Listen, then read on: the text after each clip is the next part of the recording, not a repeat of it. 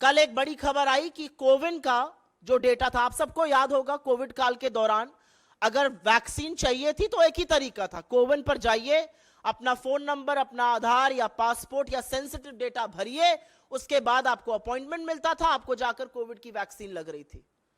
और एक बात यह भी सच है कि एक ही फोन पर हो सकता है अपने घर वालों को, अपने मित्रों को, संबंधियों का भी रजिस्ट्रेशन किया गया था।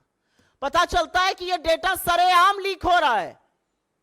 टेलीग्राम का एक बॉट लगातार यह डेटा लीक कर रहा है, और डेटा लीक बड़े बड़े नेताओं का हुआ, भाजपा के भी नेताओं का हुआ, श्री चिदंबरम का हुआ, विपक्ष के और लोगों का हुआ, डीएमके के नेताओं का हुआ। लगातार पता चल रहा है कि यह डेटा कैसा लीक हो रहा था। सारा डेटा अवेलेबल है, क्या डेट ऑफ बर्थ है, क्या पासपोर्ट नंबर है, क्या आधार आईडी है, सारा डेटा लीक हो रहा है। और सरकार का डिफेंस आप सुन लीजिए क्या है।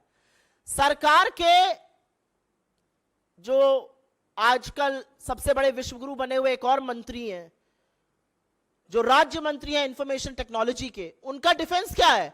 नहीं नहीं, ये कोविन डेटा लीक नहीं है, ये कोई पहले का डेटा कोविन का लीक हुआ था, उसका ब्रीच हुआ था, वहां से आ रहा है। तो हमारे कुछ सवाल हैं इस पर। जो पहले का डेटा लीक, जिसको alleged breach and stolen data कहा जा रहा है, क्या उसके बारे में सरकार ने कोई कार्रवाई की थी? यह पब्लिक क्यों नहीं किया गया कि वो कौन सा डेटा था?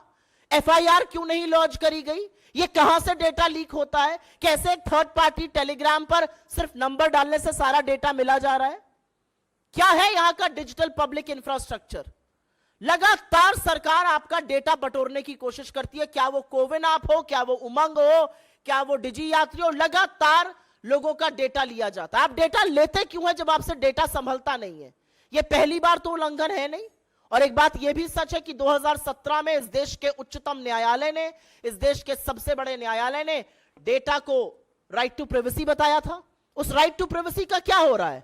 सरकार ने कमिटी बना दी, सरकार ने कंसल्टेशन किया, अब फिर से पूरा कालचक्र शुरू हो रहा है डेटा के कानून का। तो सवाल यह कि यह डेटा गया कैसे कोविन ऐप से, किसके पास गया, और सरकार की क्या जिम्मेदारी? क्या सरकार यह कहकर बच जाएगी कि पुराना डेटा था, तो वो पुराना डेटा कैसे लीक हुआ?